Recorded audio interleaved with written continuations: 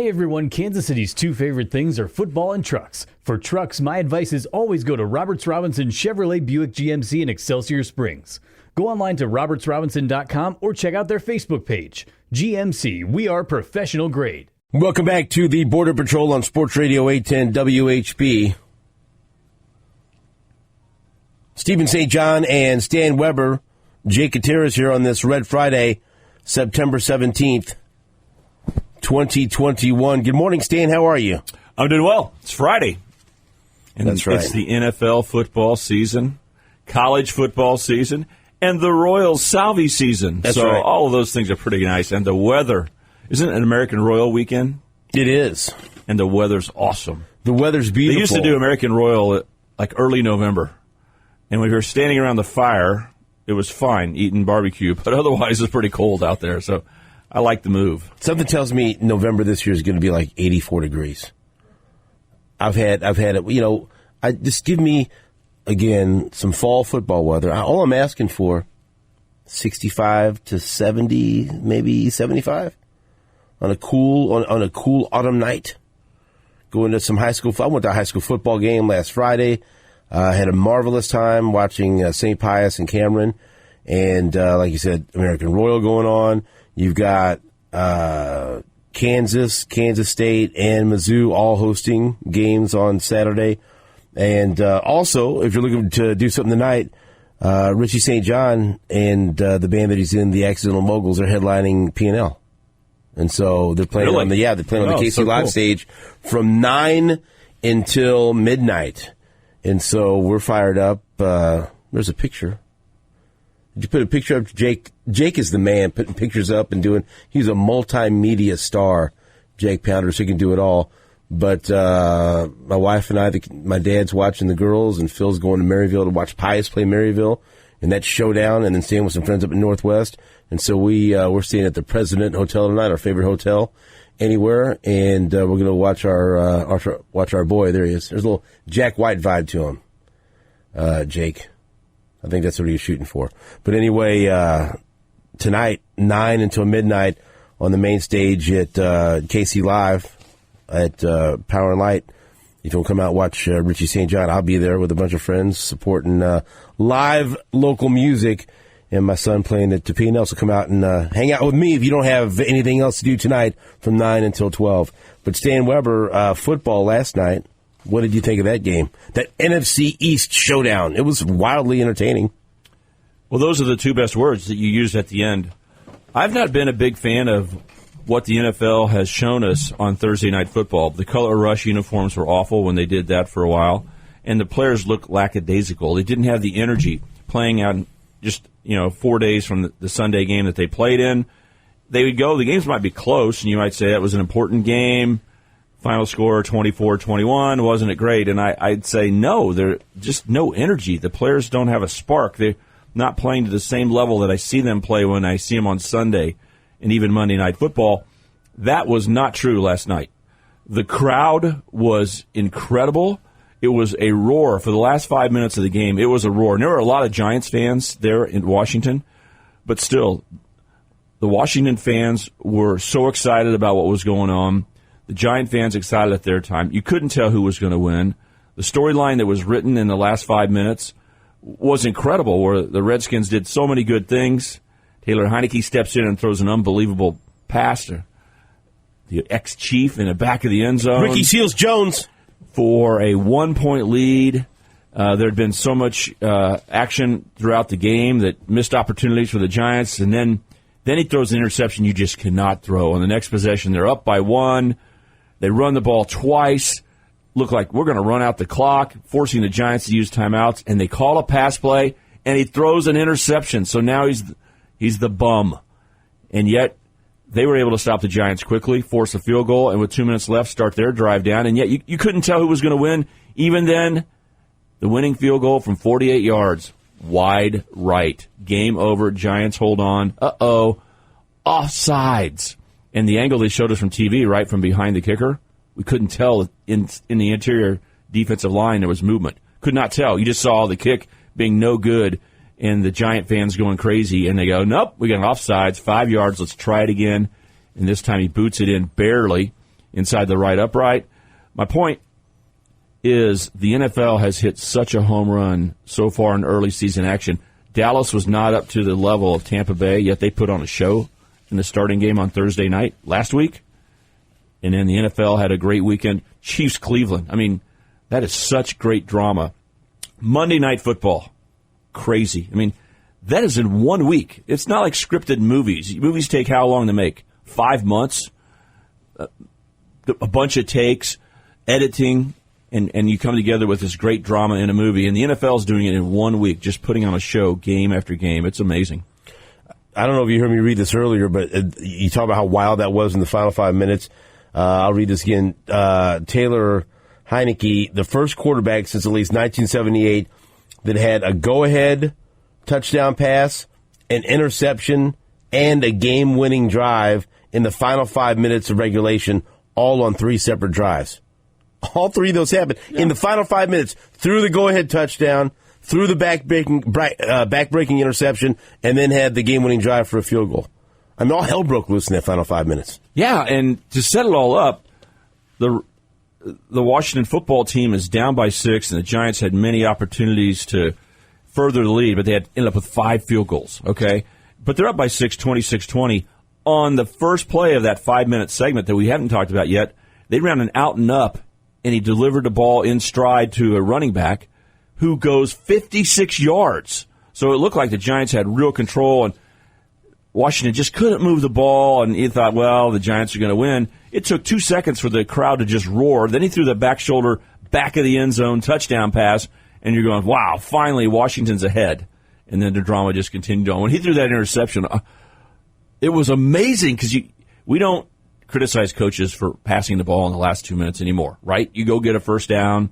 It's normal, but it reminded me like flat out 1970 where you're sitting there going, how could you pass? On the first running play, the guy ran for 11 yards. The second running play, he ran for 4 yards. They're forcing the Giants to use timeouts, and he passes. You're going, how can you do this? And did you see that interception? Right. That was as clean and as good a defensive play as you'll see all season. Breaking on the ball, not touching the receiver, reaching around him, and the ball didn't hit the defender in the chest. It was going to hit the offensive player in the chest, so he had to reach out while he's sprinting toward the quarterback, only about 10 yards away, and somehow pull it in cleanly for an interception. And you thought, whoa. He went over and threw his helmet down, and they're going to go, you are a backup quarterback, you stink, run you out of Washington. And a few minutes later, he's down there winning the game again with another drive. And it was the Giants who had to. Well, it was just great. I mean, that game's boring from a who cares who, are you going to be 7-9 or 6-11? That's what that was between. Okay? These teams are not that good. And yet, maybe I'm overstating it. I thought the drama was unbelievable. No, it was, but I mean, they're not, like I said, they're average to below average, but someone's got to win that division. Right. And so maybe that who knows how important that is. They both are players to win the division. Right. There's no doubt, because I said last week, I think we talked about this on the show, the Eagles are the least likely of the 4 to win the division. And they looked the best on best opening weekend. Right. So erase that statement. And I said it last week before that. I'm not writing off the Eagles. They've been the most successful team the last 5 years or so. They won a Super Bowl in 2017 season. So all 4 teams have a chance because they're all so flawed, but there's much improvement. With the Washington football teams better, the Giants are getting tougher and getting better. And last night, the quarterback, actually, Jones, has not looked good. But last night, he looked really good. This is the 5th straight season the Giants start 0-2. Do you want to put a smile on my face or something? I knew you would. We are on TV, right? I can smile. Right? That's the last team to have that stretch of the Rams from 07 to 11. You talk about your children, right? And congratulations. That's a big deal to be on the stage at P&L tonight for Richie. But what's funny is my oldest daughter, you think she understands sports a little bit. She texts me midway through the first quarter and go, who are we rooting for in this game? Because she knows that we don't like Washington and we don't like the Giants. And I wrote her a big paragraph about, I hope they both lose. Right. And then I started going from there and say, well, I said, it doesn't matter. Let's look at some logic. And so I started breaking some things down, like whichever team you think's most likely to win the division is who you hope loses, and all those things. So for me to see whichever team lost, for it to be a crushing loss, I was very happy at the end. very happy that both teams, whichever one lost, if that missed field goal would have been a loss for Washington, it would have been such a punch in the gut. And I would have been, oh, it's so great. But the Giants are offsides, so it's a punch in the gut. They're 0-2 for 5 straight years. Love this. That's what I was... Isn't it great to root against a team? Isn't it? Sure. I mean, don't you like rooting against the Raiders if the Chiefs aren't on? It wasn't to that level, but that's kind of what I was going through watching the Raiders and the Ravens. The NFL's unbelievable. You're rooting against your opponents. I was rooting for a tie, but I wanted... See, the Raiders are in the division, so I always root for them to lose. But then, like the Ravens are right up next so game. much about from Ravens fans on social media and everything else. Like, you know what? Give them a loss. But like you said, it was going to be a gut punch either way, whoever lost that game on Monday night. And boy, was it. Because I thought, because for a while there, because then when the Raiders, they thought they won, and then they have to bring him back out there, and they got the ball at the 1 yard line, and they end up not even scoring a field goal, and they throw the interception. I go, that could wreck their season. That's such a bad loss. But then Lamar Jackson fumbles, and they get it right back, and then the Raiders are able to win the game. And okay, we'll close with that. With the Ravens, what do you think? And maybe we just won't know until Sunday night. But that could go one of two ways. They could have this hangover from that loss and still be thinking about that and carrying that with them. A physical game that went to overtime where they had to, travel across the country and, it took something out of them. Or their backs are against the wall and you're going to see their best effort and their A game because they know they can't start 0-2 and they're pissed off about the way they lost that game. Well, let's talk about probabilities because there's no way to know for sure, but more than likely it's a negative and it sets up well for the Chiefs. First of all, when teams play on Monday night, I talked about the energy level from the Sunday game to Thursday has been lackluster normally.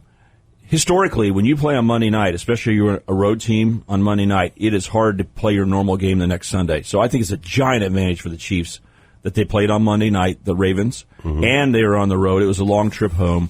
The punch in the gut, I think, helps. The Ravens are normally an organization that last part of it that you said, they get mad and backs to the wall, we got to win, but they don't have it in them.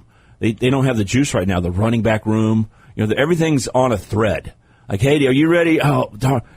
They can't hit the accelerator because they lost a lineman. They are down to who's going to be the running back. Lamar Jackson can't scramble every play and be successful. He lost the game. How can he feel good about himself? It's almost like he played a playoff game. That dud? He's been great regular season and awful playoffs. This is like a playoff game. So here's the only bad thing. It generally sets up well for the Chiefs. Chiefs are better. Ravens don't match up well with the Chiefs. They're not in a good place. So I think it's all Chiefs, except they may play relaxed. Because I think they were going to play with a lot of pressure. Like, we have to beat the Chiefs. That's the thing they need to get over, right? They not just winning a playoff game, that's a big deal for Lamar Jackson, but they just need to show that they can compete against the Chiefs. And in a regular season game, Sunday night at home, would be a great place for them to win a game and feel great about themselves. But I think that is not on the table. They're holding on a thread, which will allow them to relax. I think that, we're looking at a 80% chance the Chiefs win, I think. Things are setting up very well. But with the Ravens relaxing, maybe they'll play a good game. I don't think they'll have time to put pressure on themselves. They cannot worry about being mad. They're worried about putting a lineup out there. How many guys on injury reserve? 15 or something? And the biggest loss, Marcus Peters. And you can't go into this game with a damaged secondary. They can't play zone. I mean, Peyton Manning talked about it with Eli. You can't play zone. You got to play man, and you got to blitz. Against the Chiefs? You want to play man-to-man and blitz against the Chiefs? You saw what the Raiders did to it. Or would you rather use your left hand? I mean, if you're right-handed, do you want to just do this whole day left-handed? Or do you want to try with your right hand and get burned by Patrick Mahomes? Not a good combo. Yeah. Jake, you could answer that later. That's why they don't match up well. We'll take a break. Back after this on Sports Radio 810 WHB and 38 The Spot. Welcome back to the Border Patrol on Sports Radio 810 WHB. Stephen St. John. We have Stan Weber. Jake Gutierrez is here. And Jake, something very wonderful that you reminded me of that I'd like to pass along to the good people of Kansas City. September 17th, 1995, a beautiful baby was born by the name of Patrick Mahomes II. It's Red Friday, and it's Patrick Mahomes' birthday. He turns 26 years old today. Happy birthday! Stan Weber. That sounds like he's young. He is young. And look what he's accomplished already. Isn't it just beautiful? Happy birthday, Patrick Mahomes II. Oh, we all love you. I mean to tell you, what a gift he's been to this city in the NFL. Every season's a new season, but Patrick Mahomes was the same on Sunday with that comeback. Wow. You know, I've said going into the playoffs last year, I thought Cleveland was a real hard out. Harder than Buffalo for the Chiefs. And now I think Cleveland's flat. He's just playing out, not just in a matchup against the Chiefs. I think Cleveland is better than Buffalo. I just don't believe that much in Buffalo. Not surprised the Steelers beat them last week. I was watching that game and just kept saying, Pittsburgh's going to win this thing. Pittsburgh is going to win this thing. It's a one-man show. The quarterback runs around, he scrambles, he does quarterback draws. You know, I guess Diggs as a receiver could get some things done, but basically Josh Allen has to go win the game like it's a seventh-grade football game, and I just don't think that's going to work. And the defense isn't good enough. They don't have the pedigree to know how to win. They're wannabes, but not Cleveland. They got some talent. And, Chris Jones played an unbelievable game. I cannot say enough about the screen pass that Cleveland threw, that Chris Jones hustled back and made the tackle near midfield late in the game. If he didn't hustle back and make that tackle, that play's going to go for a lot further. And it could have been a game where the Chiefs ended up losing. But Patrick Mahomes just stepping up and celebrating a great day for football and for the Chiefs. And happy birthday, Patrick Mahomes, because, man, we should be giving you birthday presents, but you gave us one last Sunday. What an amazing kickoff to the season. We'd just like to wish you That's a right. happy birthday. Here we go. How did I know that was this was going to happen? It's your birthday. It's like Kansas City's birthday. It's all of our birthdays. We should all celebrate when Patrick Mahomes II has a birthday and turns 26 years old. You know, you're talking about your son and his chance to play tonight on the Power and Light stage. When you started quoting those September dates, my head started going because my son Landry was born on the 18th, which is tomorrow. He's going to play on his birthday at K-State. How about that? And on September 18th, 1998, it was a Friday. And when you started saying those dates and stuff, it brought back, sometimes you wake up at night and you think you've forgotten that you had a test this morning and you need to get to class. When you started saying those dates, I got mixed up and I go, wait a second, because it was a hectic Friday. My wife. You didn't forget his birthday, did you? All right. No, I actually was in Manhattan and at a big event in Manhattan, and all she goes, I'm going into labor. So I drove back to Kansas City on the 17th. He was born on Friday evening at like 5 o'clock, and the next day on the 18th, K-State played Texas for the first time with Ricky Williams when he was Heisman Trophy winner. And K-State stuffed him with one of the greatest teams ever for K-State, right? The 1998 team, right? And we were on the military radio. What do you call the national radio? Armed Forces Radio. Armed Forces Radio. So my mom thought it was the greatest thing ever that Greg Sharp, who was the voice of K-State at that time, said to the whole world, Landry Weber was born last night, and we're celebrating it today. So Patrick Mahomes and Landry Weber, and hey, it's great to be anywhere near that same sentence, Landry. Congratulations, you were born within days. And they both one day, and they both win on their birthday weekends. Yeah, how about that? We will take a break. We'll talk about those games with the birthday boys coming up right here on Sports Radio 810 WHB and 38 The Spot. All right, the Border Patrol rolls on with Stan Weber in studio with me, Stephen St. John, and we're gonna load your plate with football right now. Football. So let's start with college football and what's going on for the local schools this weekend. Mizzou has a game against Southeast Missouri, and so they should take care of business there and bounce back from the disappointing loss. The last, they took it right down to the wire against Kentucky on the road, and they don't get it done, but now they have a chance to bounce back, get a win against SEMO, and get ready to go on the road to take on Boston College for their next game. So let's focus on the games in the Big 12, which I think are very interesting. Let's start with Kansas State. They are hosting Nevada, a 1:00 kickoff, And Nevada goes into the game, or at least right now, as 2-point favorites. Skylar Thompson, injury last week obviously was very upsetting for K-State fans. But at least hopefully it looks like he won't be out for the season. He has a chance to come back. And so Will Howard has to step in. You get the win. And again, it just doesn't matter. Week 1, week 2, whatever, you just get the win and you move on. But now you get ready for, Gary Barnett really likes this Nevada team. He talked them up, so they're a good team. It's going to be a really good test, a good game between K-State and Nevada. So let's just start there.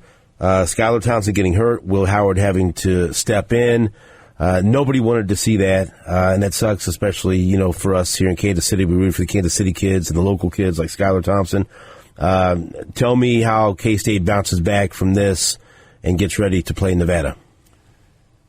They have to all come together, and, when you have a backup quarterback, you've got to find a way to everyone else to improve. K-State's defense has been good in both games. They've not given up 300 yards in a game. In college football numbers, you see 400 and 500-yard games like no big deal.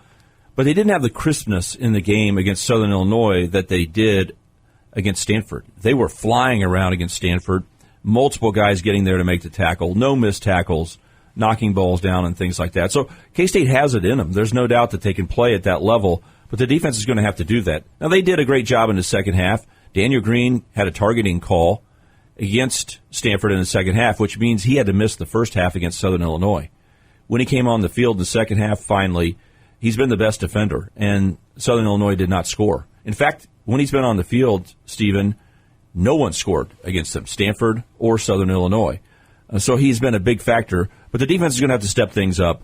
But Will Howard's going to have to play better as well. Skylar Thompson really orchestrates this offense so well. I've been saying it all year long. He really runs the Courtney Messingham offense well. And Southern Illinois was going to be dangerous. I knew that watching them in the playoffs last year. They went to the FCS playoffs. They were ranked 8th in the country going into this game. They whipped North Dakota State last year in the spring and ended up ending their 39-game winning streak. So we knew Southern Illinois was going to play at a high level, but K-State went right down the field. Skylar Thompson drove them down the field. They hardly had, one third down on the drive. Boom, they went right down the field, 7-0. When he got hurt, they were in the red zone and inside the 10 when he unfortunately fell to the ground, did not get hit. It's amazing when you have those knee injuries and you don't get hit, but it happens. So he falls to the ground. K-State's near the goal line. Will Howard finalizes that drive, and K-State leads 14-0. What's wild is the next possession, Will Howard drove K-State down the field, and he scored a 21st point. So things look fine, but the emotion, it seemed like the emotion of Skylar Thompson not being available, Coach Chris Kleiman out there on his knees, putting his hand on his helmet, then holding his hand when they really thought Skylar might be out for the year. It was a very emotional moment. The whole crowd got the wind sucked out of them, and you kind of took for granted, we're going to win this game. I mean, it's basically going to be 14-0 here in a second, and it's just Southern Illinois, and they probably let down a little bit. Found a way to fight back and win a close ball game, winning by 8. But Will Howard did not take that step forward in that game, Stephen, that we thought he would. Last year he started 7 games, but K-State was 2-5 in those games, and they lost their last 5, and they struggled a bit. And the hints of that being a part of the K-State offense were there watching the game. But if you go back and look at some of his better his better plays, he really made some nice throws. Throws that he would not made last year. So the question is he going to make the mistakes? Sack, lost the ball, fumble, overthrow, interception for a pick 6. Those plays, K-State's about not turning over the ball, not getting a lot of penalties and those kind of things. So where will Will Howard be? The coaching staff and what I've thought about Will Howard is that he would take a step forward, and I think he's going to be a really good quarterback, but he's going to have to play better this week. I think he will, Stephen. Nevada's really good, but I think he'll play better, and one of the reasons why is he's been respectful of Skylar coming back and saying, you're the man. But, most quarterback rooms, it's either you or me. We try to act nice to each other, but we know it's either you or me. Right. I think Will kind of has said, no, it's you. I'll be there. But that probably takes a little bit of the edge away, and I think in this game he's going to say, back to, when I walk around campus, I'm the guy. If we're going to win, Will Howard's got to play great. I think he'll step up knowing it's his time. Let's see if Jake Gutierrez knows what the hell he's talking about. This guy loves the NFL draft. He loves draft prospects. He loves mock drafts. They're never too early for him. Right now, I've found 3 different mock drafts that have given this result. So I'll ask you about what I'm looking at from 2 days ago at CBSSports.com by Chris Trapasso. I know you like Chris Trapasso. Who do you think they have going number 1 overall in their 2022 mock draft? Spencer Rattler. That's a popular choice for a lot of mock drafts, but I'm looking at this one right here. Number 1 overall, they have the Houston Texans projected at going number 1. They may need to recalibrate their findings and put Jacksonville up there. Or Atlanta. But here's they have it as Houston. Stan, you want to answer the question? Who do they have number 1 overall? I want to say Carson Strong, the quarterback from Nevada that Kansas State will be facing. And Gary Barnett raved about him. He said he didn't say he's number 1 overall. He said he's a first-round pick in the NFL draft, and this kid is something else. So tell us what you know. And I mean, of CBS Sports, I just looked at 3 different mock drafts that have him going number 1 overall. A few of them have him going in the teens, in the middle of but everyone has him going in the first round. 6'4", 215 junior. Tell us what K-State is facing in a future NFL first-round pick. It looks like Carson Strong. Well, I'll weave a little story that will interest Jake as well. He may not care about the K-State game, but he'll care about the draft. Right? He loves it. So, he loves it all. Yeah. I'll tell you a little bit about Carson Strong. Let me hear about it. He's a big, strong athlete. He's not a dual-threat quarterback at all. It is completely old school. This is dreaming of being Tom Brady type of player. Okay, the longest run he's had in his career is 18 yards. He doesn't look to run. Unfortunately, it's not the longest run I've had in my career. Right? I don't play football. I'm sorry. The longest, yeah, but you do good walking. Right. Well, that's true. You know. Unfortunately, one of the reasons why he's not a great runner is because he has a knee that's really bothered him. He missed his senior year of high school football. One of the reasons why Nevada was able to recruit him and the rest of the world didn't realize how great he was is because he hurt his knee pretty badly in the summer before. He was a great basketball player and football player. Hurt his knee, didn't play his senior year, ends up going to Nevada, and he even had some work in the offseason on his knee. So when you're talking about draft choices, when they start talking about things like this, I just want to give Jake a heads up. This isn't a guy who's never been injured, and he'll wear a brace out there on the field. Now, he has a quick release, unbelievable arm strength, a great zip on the ball. He does not need much of an opening to throw it. He reads defenses very well. But what he is uniquely good at is throwing the long ball. He throws an accurate, deep ball to an NFL level. There's a lot of good NFL quarterbacks who can run offenses, but that doesn't mean they feel comfortable dropping the ball in 45, 50 yards downfield. And here's a guy who can't move around the pocket that well, yet can read things and do it. They beat Cal on the road to start the year, and Cal got some momentum late in the game. Cal led 14-0, and they had the guts to come back. Okay, first of all. But it was Nevada in control. Then all of a sudden, Cal made plays. They're at home. It looks like they're going to win. On the first down of a possession, what does he do? Drop in a 50-yard pass with defenders nearby that could do nothing. The ball was thrown so well. So Carson Strong is a guy that has all kinds of eligibility left with that freeze year and those type of things. And redshirting, he's in his 4th season. He's going to go to the NFL, but he could stay around and play at Nevada if he wanted to. What really makes this team great is not only is he a quarterback that can throw the ball so effectively, he has receivers that are also going to be considered NFL quality talent. Romeo Doubs was first-team All-Conference last year. He was an amazing receiver. But Elijah Cooks, who was the star 2 years ago, got hurt last year in the first game. He's back. They have the best tight end in the league in Cole Turner, a big, hard matchup, a receiving type of tight end. And then their running back has over 2,400 yards rushing in his career, so he's a good career type of player, but he's really a pass receiver coming out of the backfield, Toa Taua. So they are set to throw the ball, and the offensive line, when they walk out of the huddle, they look like all these other, Power 5 or NFL lines. Big, strong guys that can block for him, all-conference right tackle, an all-conference center, 4 starters back on the offensive line, and they're a very, very dangerous team. So they are favored in this game.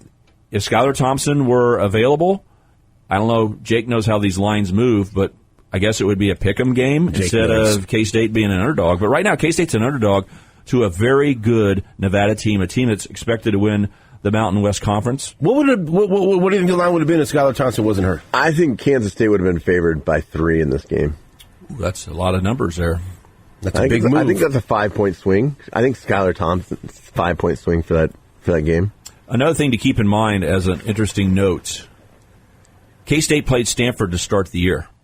Okay? And when teams play like Nevada getting ready for K-State, what do they do to get ready for the game? They call their coaching friends around the country.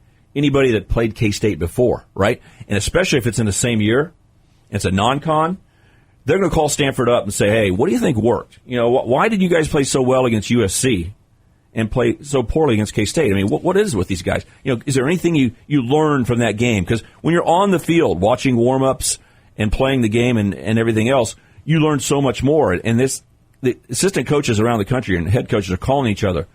Well, I wanted to point this out to K-State fans. That's normal, but the level of understanding and thought process is different than what we've experienced with Nevada and Stanford. Do you realize during the fall practice period, Nevada had such bad fire effects and smoke that they couldn't stay on campus? Nevada left their campus because the air quality was so bad. Do you know where they went? To Stanford. Oh, wow. They practiced at Stanford. So you don't think these guys know each other well and been comparing notes? Like, you play K-State in week 1, we play K-State in week 3. So if we're sitting around talking to each other, having a beer or whatever, with both staffs in the same town, you don't think they had a focus on K-State? And now when they talk, you don't think there's a lot of relationships going over? Every position group knows the other. So Nevada's gearing up. This is a stage for their players to show their NFL level. This is the big game they want to show because they respect K-State more than they do California, and they got the guys to do it. It's going to be an amazing game because K-State's defense has been very good this year. So you got elite offense and what appears to be elite defense going at it. And their head coach, Jay Norvell, he's no stranger to the Big 12. Spent a lot of time in the Big 12. Back in the 90s at Iowa State, then, of course, with Nebraska for a few years. 7 years Oklahoma, with Bob Stoops. And Texas. And that's a guy that whenever there's a job opening that pops up, his name's floated out there. And that's a big resume builder for him. He's done a nice job at Nevada the last couple of years. They 8-5, 7-6, 7-2 last year. They were 7-2, 6-2 in the conference, and won the Jake's favorite bowl game, the famous Idaho Potato Bowl, which is very delicious. You know who they beat? Who did they beat? Tulane. Did you see Tulane play Oklahoma? Willie Fritz.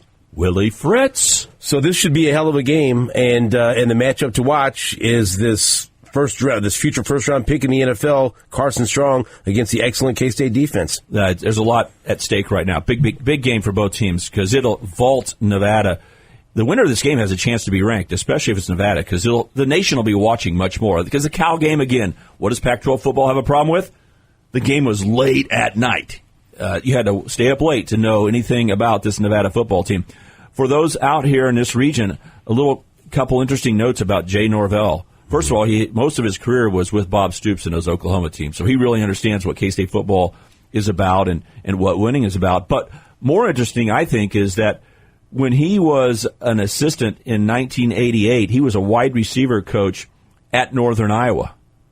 Guess who was on the team at that time? Chris Kleiman. Chris Kleiman was a player at Northern Iowa. So these guys have a respect for each other, a knowledge. You got all these tidbits, Stan.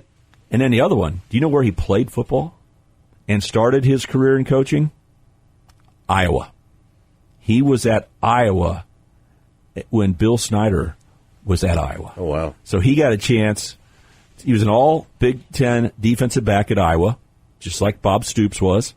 And so he also was there with Bill Snyder when he got into his GA work. So he has been around Bill Snyder and Chris Kleiman, Bob Stoops. There's a few ties around K-State football, and his coaching staff is doing a great job. And, oh, by the way, they like to call themselves the Air Raid, and you might think about Mike Leach.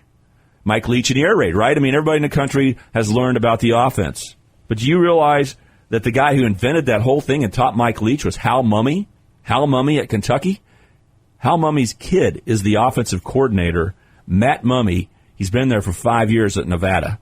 And so there's all kinds of interesting ties where we think of Mike Leach football, but he was a quarterback at Kentucky when his dad, who had taught Mike Leach at a smaller school, said, we're going to reinvent football. And now it seems so normal because everyone's throwing the ball. But it was so unique when Hal Mumme brought this to college football. And his son is also there with Jay Norvell. So they got an awesome coaching staff. Big-time game here. Big-time game in Manhattan at 1 o'clock. Now, at 2:30, Kansas will host Baylor right here on Sports Radio 810 WHB. Baylor is favored by 17.5. Kansas got the win against South Dakota. And there were some good things to take away from the game against Coastal Carolina. And so now you have I honestly don't know too much about Baylor, but Nate has said that's one of the games that it feels like that maybe Kansas would have an actual chance to win a conference game. So much to the point, Stan, where Nate is actually going to the game, which is shocking for everyone. Is he already involved. there tailgating? He might be. Where is I don't Nate? know. We have no idea. Did I miss that part of the show where you said, where's Nate? Yeah, he's on the hill waiting to go into the stadium. Tailgating already. And so tell me what you think of this matchup and the real opportunity for Kansas. Could they beat Baylor? How good is Baylor? What do you think of this matchup that's going to take place tomorrow at 2:30 in Lawrence? Yes, Kansas definitely is dangerous. Do you say that they go out and they're the favorite and all those type of things? No. And Baylor has the most likely conclusion that they're going to win the ball game. But Kansas is developing, and they needed to get away from that first game with a win. It didn't matter how it happened, and it was ugly, right? I mean, they almost lost that game to South Dakota, and that would have been a disaster for this year. It would have taken the heart out of the team, and everyone would have said, here we go again. So all they needed to do was win. Then they went to Coastal Carolina, and I have to give all the credit in the world to Coastal Carolina because their ability to play at a high level is amazing because Kansas kept pressing them, and I thought Coastal Carolina overlooked the Jayhawks, but KU's not turning over the football. They're fighting like crazy. I like Jason Bean. And he is starting to be a factor throwing the ball. He's very dangerous when he runs. And he's not big and strong. He's kind of tall and thin, so how many hits can he take? But he has an ability to run and scramble and cause some havoc there. But that's all they had on offense in Week 1 against South Dakota was his running. Everything else looked awful, right? The wide zone running scheme was getting stuffed in the backfield. They couldn't move the ball at all against South Dakota, and the passing game wasn't there. That all changed against Coastal Carolina. They ran the ball in the red zone right at them, and things are cleaning up somewhat in the running game. But most importantly, the passing game woke up, and Bean was throwing the ball around and showing that he's an all-around quarterback. And he doesn't have the mentality that why can't we win at Kansas? He wasn't here. He was at North Texas last year. And he would have earned that if they would have lost to South Dakota. But when he drove the team down and they were able to win the game on a last-second drive, that was a confidence builder. So Kansas moved on. I thought they played really well against Coastal Carolina. Here's their next two chances. This week against Baylor at home, beautiful Saturday.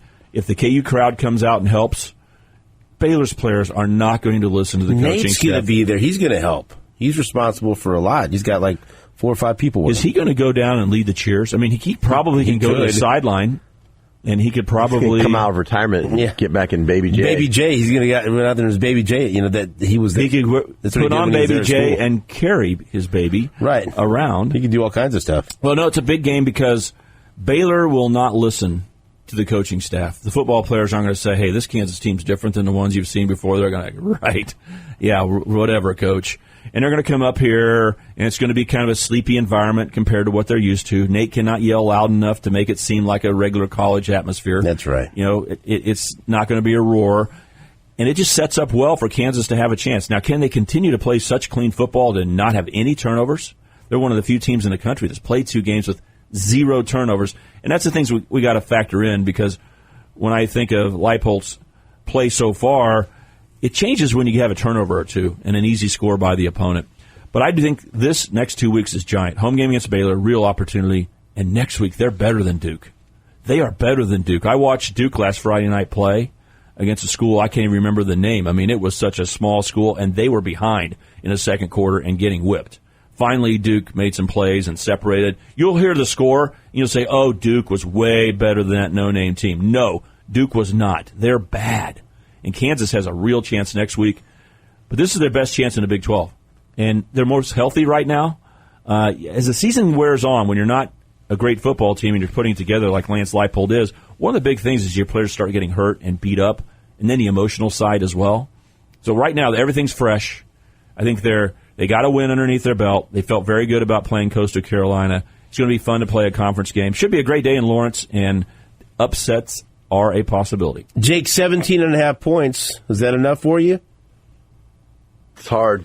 It is very difficult. Betting is hard, Jake. So what do you think? Come on. Unfortunately, I'd probably take Baylor. Well, there it is. You didn't convince the him. points. You know what? That's we don't know how good Baylor is. That's the thing. That's right. They could be no idea. the fourth best team in the conference. Seriously, they have some talent.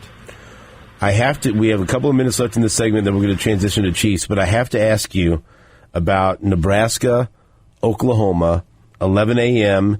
in Norman. Todd Lebo is, you should see him strutting around studio. Yeah. This week. I know it's, you guys got a big college game day where Lebo's the host. Fixated on exactly. Yes. Oklahoma, second week in a row. Favored by 22.5. Are we going to see an ass-kicking in Norman? Beat down. Are we going to see Nebraska? Because, look, hey, Tulane went there and played with Oklahoma, but you gotta feel like maybe Oklahoma kind of cooperated with that with a little bit. They should have they should be ready to roll against Nebraska. So what do you expect from Nebraska and Oklahoma? 11 a.m. in Norman. Oklahoma favored by 22.5. The nostalgia is off the charts because truly 50 years ago, 1971 on Thanksgiving Day, that Nebraska win at Oklahoma, number 1 versus number 2, lives up to all the hype. What an incredible game. I actually went back and watched it on YouTube during the pandemic, and I loved every minute of it. I thought this game can't live up to what I thought it was. You know, when you remember as a kid, it's never as good when you see it. This one did. So there's tons of nostalgia. I'm glad they put this game together. I know Joe Castiglione's upset that they're playing at 11 o'clock. He got so mad, maybe he went to the SEC. Who knows? But right. Remember how upset he was earlier this year when the subject wasn't conference realignment, it was just kickoff times? And Lebo says Nebraska's upset that they were playing this game because they tried to get out of it. They did try. At least rumors say. Nobody wants to play this game, apparently. Not at 11 a.m., but we'll see. Because I do think the differential is going to be great. I think Oklahoma has to make up for something, and that's the Tulane game. Okay? And their fans also may remind them, there's probably not a lot of look back for the 50 years from Oklahoma fans. I mean, how old do you have to be to even care about that game? Lebo wants blood. And Nebraska won. So Oklahoma's just going to go out and play their game. But this team is a national championship level team, and we still only get 4 teams in the conference in the college football playoff. Show points matter, right? It's not just being good. You got to convince a committee. So they need to get after Nebraska. Their fans will be excited about it. They'll feel the energy in the stadium. They'll know they need to make up for the Tulane game. And so I think Oklahoma will play much better, and if they do, they're way better than Nebraska. So I would say Oklahoma's going to cover. As illogical as that sounds as I say it, I think they're better, and I do think they'll play way better because they'll bounce back from the Tulane game. Jake agrees. You're nodding your approval. You like easy that cover. One, right? Easy cover. Ooh. Boy, Jake didn't even think about that too much. Preview college game day for us. We are going to have Greg Sharp on as a guest. He's the voice of the Nebraska Cornhuskers and a guy that was with me at K-State for 6 years as the voice of the Wildcats. He's going to come on because he's going to bring the Nebraska perspective and what it means to Nebraska now with this year's team and also the great history. I love this 1971 game. But also Todd Lebo is Mr. Oklahoma. So I wanted to get both those guys together. He really is. To build that game up. So we're going to have him as a guest tomorrow. And then and Todd Lebo and I will cover all the games, especially we'll include Missouri. I know you skipped over Missouri real quick, but we need to do a little evaluation. So you're going to hear some Missouri talk tomorrow. Todd Lebo will represent, and because his wife, went to Mizzou. That's the way the Big 12 moderator decided that's how you pronounce Todd's name. I don't know if you know that this week. Todd Lebo. Oh, okay. Or Lebo. So you gotta, we don't know exactly how to say his name anymore. So maybe you talk to him and say, hey, this is my co-host Todd Lebo today on. But we're going to break down K-State versus Nevada as a big game. Baylor and Kansas as a conference game here locally. But we're also going to talk about Mizzou. We're going to talk about Iowa State and that Iowa State game because I broke that down last week. And my conclusion was Iowa's going to win. Yeah, well. So we'll talk Nailed it. about what that means for Iowa State and where we go from here, and cover a lot of other things. Penn State's having a big whiteout in a big national game, and maybe even Florida and Alabama will be a subject. So everything college football tomorrow from 9 to 11. With Stan Weber and Todd Libo with Todd Libo. Lebo equals. Is it Lance Leibold? Todd Libo is going to be Lance with you. Leibold on line one. Todd Libo with Sports Radio 810. Or Labo, whatever. Todd They Labo. want Lebo and Libo? Todd Libo right. with Sports Radio 810. You know, he's very difficult to figure out. That's Todd Libo with Libo with Stan Weber tomorrow for College Game Day at 9 a.m. on Sports Radio 810 WHP. Welcome back to the show. It's Red Friday, and I'll be at the open house at Littlefield Eye Associates today from 11 until 1 in Waldo, 220 West 75th. Stop by, and you can win some incredible prizes, including winning a free pair of glasses, a golf package to Shadow Glen, lots of frame giveaways. While you're there, you get a tour of the new office, brand new location for Littlefield Eye Associates, and enjoy snacks, hors d'oeuvres, and wine. Littlefield Eye Associates, 220 West 75th, or online at littlefieldeyeassociates.com. Stop by and say hello to me. I'll be there from 11 until 1 today. It's their open house for the brand new location. That's where I go, and my entire family goes to Littlefield Eye Associates. You can go there, too. They put your vision and well-being first at Littlefield Eye Associates. I'll be there today from 11 until 1, 220 West 75th in KCMO, Littlefield Eye Associates. More information, littlefieldeyeassociates.com. All right, Stan, let's hear first a clip from Tyrann Mathieu, who will be back on the field for the Chiefs on Sunday night. Here is Tyrann Mathieu talking about Lamar Jackson. He says the Ravens have had their full attention each and every time they've faced him since he's been a Chief. It's mostly a mindset and an attitude. I think the last couple of times we played these guys, we've been getting their best shot. I think last year was probably one of those years that they didn't really do what they're capable of doing on offense. I think this year, this week, they're going to try to come in and just get back to doing what they do well. And I think the emphasis is more on, what we're capable of doing, how we're going to approach this week, and, just handling what we can handle. But as much as you can get 11 guys to the ball, I think that kind of, helps when you're dealing with, Lamar Jackson. Let's hear a clip from Spags. Here is Steve Spagnuolo. He says tackling is always important, but even more so against this Ravens offense. Well, we do as much as we can. Our one padded practices yesterday, so that was an emphasis, and certainly in the individual drills. And then we're always talking, our term is wrap and release with a padded practice. We want to take care of each other, but I do want the guys to use their arms. And short of that, it's guys mentally getting in their head of how we're going to tackle, mid-target tackle, et cetera, et cetera. There were some missed tackles. We had more missed tackles in this game than we had in the preseason games, which hurt us a little bit, and I'm hoping that changes. Because if we don't make tackles against this crew.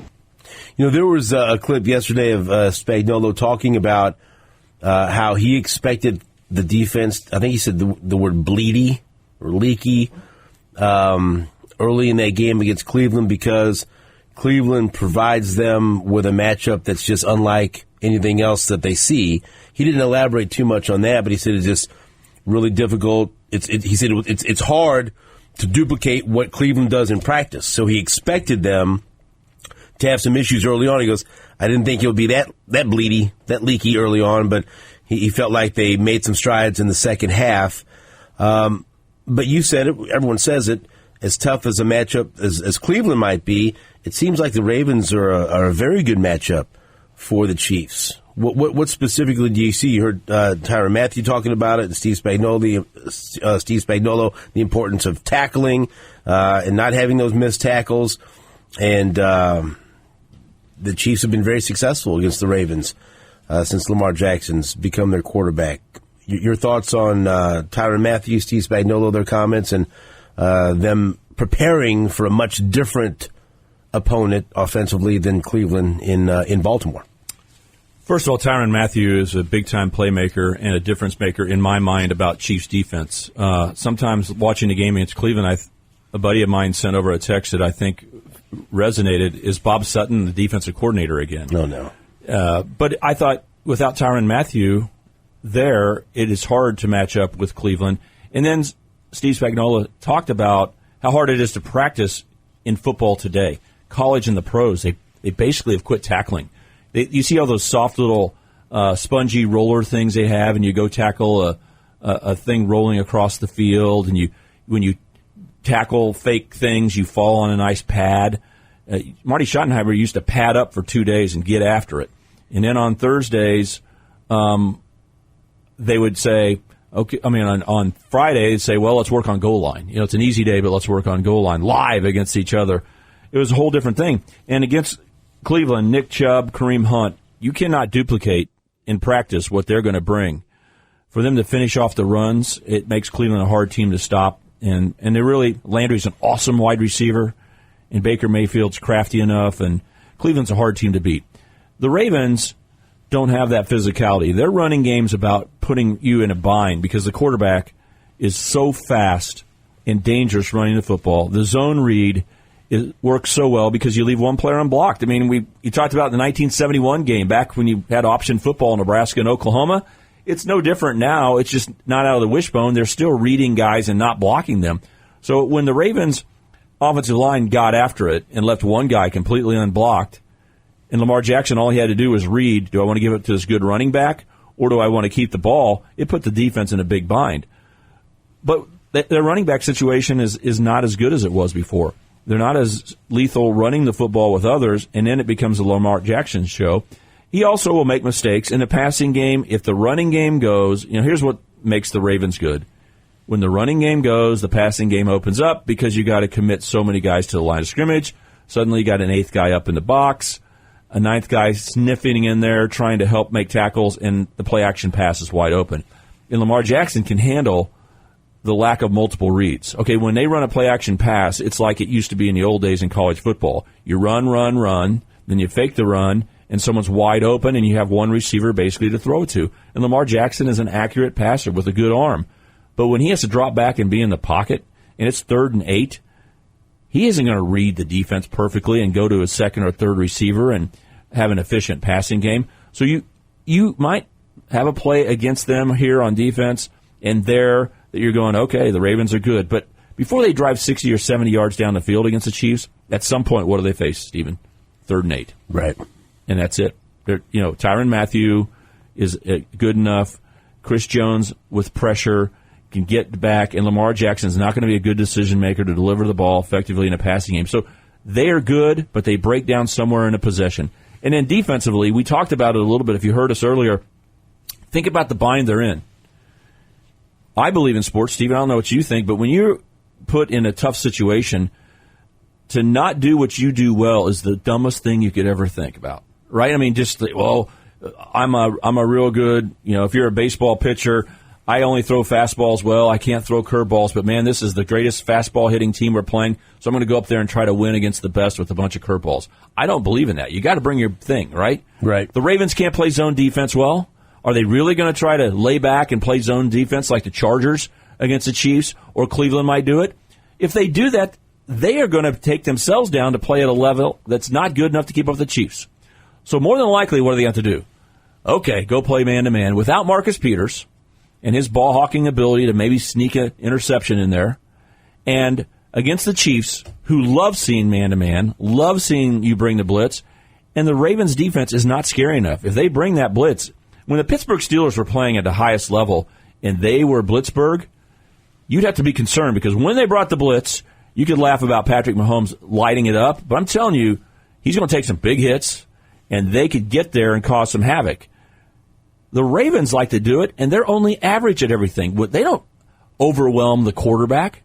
The Chargers are much better at pass rushing than the Ravens. So they play a style that's okay against most teams, but just does not work against the Chiefs. They're not big and strong enough to cause havoc blitzing.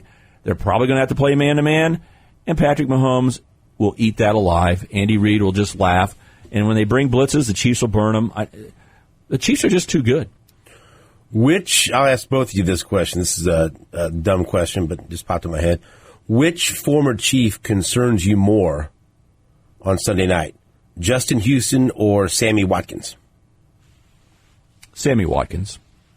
Jake Pounders? He looked alive in that game against the did. Raiders. I concur. It was a nice job. I concur. I think he's a nice safety blanket. He gives them another option other than Andrews. I mean, Hollywood Brown's just really a deep threat to stretch the defense, but Watkins can get first downs. He can keep that clock moving in the Ravens' favor. And Hollywood Brown, I think, missed practice once this week already. Yeah, but he's on the injury list. Don't you think Watkins would be excited about playing against the Chiefs as well? Sure. Out of great respect. And Absolutely. hey, healthy Sam, he's good. I mean, he's a hell of a receiver when he's healthy. He's healthy right now. And Lamar Jackson needs a big body guy. Right. Remember I told you those throws to Brown are nice when everything's working well? But when it's 3rd and 7, you know what you ought to do? Just try to throw it to Sammy Watkins. Post him up. See what happens. Audible, Jake. Play number 7, Steve Spagnuolo talking about Sammy Watkins. Here Spag says Sammy adds a different dimension to the Ravens offense. Yeah, I mean, listen, we know Sammy quite well and how really good he is, and so our guys respect that on the back end. The other thing I know about this Baltimore crew is it's a gritty crew. I came to learn that they play better in situations like this, coming off of Monday night, and, tough loss and all that. I expect these guys, first home game, fans will be in there, so we're expecting a pretty tough go at it. And as far as Justin Houston, he'll be going up against new tackles for the Kansas City Chiefs. Here, Eric Bieniemy says that his new offensive tackles were good enough to help the team win last week, but he expects them to improve as the season moves along. You know what? Just because of the chemistry that they've developed, those guys understand the importance of being on the same page. There's some little things that I know Coach Heck is tweaking and making sure that these guys will be sound. But when it's all said and done with, these guys will learn through their experiences, And sometimes those experiences ain't always necessarily the best ones. But it's the negative ones that have an impact on you that help you to grow together. So you asked me if Sammy would be fired up, and my answer is yes. Orlando Brown Jr., he can tell himself, well, hey, I'm going up against a team that didn't think I could be the left tackle of the future, and they traded me to the Chiefs. The Chiefs believed in me. But, getting fired up and emotional isn't always the best thing for an offensive lineman. You got to play under control. So what about Orlando Brown and this matchup for him? It's very interesting because the energy level that he might bring, if you were old school running, would work very well. An offensive lineman that wants to come off the ball and prove something and is mad, like you guys didn't believe in me as a left tackle. Playing some Marty ball. It would be perfect. Yeah. I mean, if Tim Grunhard were coming off the ball and he was the left tackle, right, it would be awesome to see that fire coming back to the huddle, like, call a play behind me, but not playing tackle. It's more like being a dancer. You've got to stay calm, and you've got to read the guy. You cannot anticipate what move the defensive end is going to put on you. You can't assume it's going to be a power rush. You can't assume he's going to fly out the outside. You don't know if he's going to spin. You really just have to calmly believe in yourself.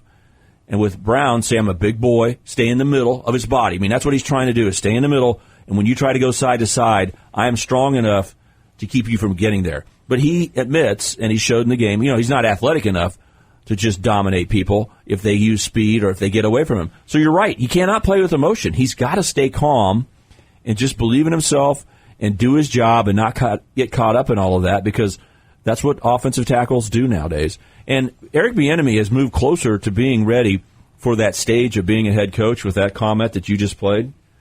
Because he really, if you just listen to what he said and then think what he didn't say, they didn't play very well. You're going to learn from these experiences. I really like the fact that they're working together. All these words. He's not quite like Andy Reid, who would just say, they're working to get better, and then not say anything. They're working to get better. We'll be fine. They're working. But he basically said, we need better play from our offensive tackles. You can't always assume that they're going to just push them around the backside. That was a strategy against the Browns, right? Just say, the tackles didn't give up a bunch of sacks, except for that one, right, where they met at the quarterback, because basically Patrick Mahomes had to move up in the pocket each time. But Patrick Mahomes doesn't necessarily like moving up in the pocket all the time. He likes fading away and getting to the outside. So the tackles cannot say, we're going to push him on the outside all the time, and you've got to move up in the pocket. So the tackles need to be better. The Chiefs' offensive line was fine, but the offensive line still is going to have some questions this year, Stephen. I love what Creed Humphrey's doing as a rookie. It's going to be a work in progress. And Tooney is just dominant, right? But you got 3 rookies. It's going to take a while. So this isn't just fixed from last year. I'm not cutting down the line. They're going to get better, but it's going to be a work in progress. I feel good about this game. I really do. Sure, the Ravens are well coached. Their backs are to the wall. They're probably going to play with fire, but I think playing Monday in Vegas, the punch in the gut, and with the injuries they have, I just don't think their teeth are not sharp like they were. They're the tiger who's been de-teethed. What will the score be, please? 34-20 Chiefs. Boy, does he perk up whenever we get a score. He's writing everything down. Do you average them all out, and that's when you're... Did you remember what I said last week? I don't. Off the top of my head, 31-27. What was that differential? What was the final right score? there. He was right there. It was 33-29. 29, yeah. 2 touchdowns. I don't care what the score. They win by 2 touchdowns. I'm happy on Sunday night. They win by 2 points. I'm happy. 31-24 was my score. Oh, really? Oh, yeah. You did that on camera, didn't you? You bet. This guy's what camera was he on? He's for the weekly Sports Radio 810 predictions, you have one person representing the show every week. This week it was Jake, and so all the pressure's on him. 31-27 or 31-24 is what you went with. That's what I went all right. with. Going in the last week or this week, I mixed up a little bit. For this game right here. Coming up. You got a 7-point differential. Yep. All right. So I'm a little bit overconfident, I think, right? No. No, I mean... I like it. I'm more with you. Past proves future, Stan. Yeah. Past proves future. This team's never been able to stay with the Chiefs. There's no doubt, without leaving last week, I must say Cleveland's good. Oh, yeah. Cleveland is good. And I said it last year in the playoffs, I really believed that they matched up well. But this time, they're not just matching up well with the Chiefs because of their running game and so forth. They're ready to play at another level. But they still got issues, which are... It's still hard to beat Pittsburgh. When you don't do it year after year, Mike Tomlin's not going to back down. So I could build Cleveland up all you want right now and say, they could get swept by Pittsburgh. I mean, that's when those teams match up, the Steelers say, we are the bad boys. Those are going to be great games. I can't wait to watch those games. Stan Weber's in the studio. Todd Lebo's stopping up and down the hallway, so... I think there's some college game day talk you have to take care of with Todd Lebo or Lebo, whatever the hell his name is. He's fired up for tomorrow. Payback from 1971. Taunting Those Nebraska. Huskers are not going to beat Oklahoma this time. Todd Lebo. It's Stan Weber. Check him out with Todd Lebo tomorrow morning for college game day at 9 a.m. right here on Sports Radio 810 WHB.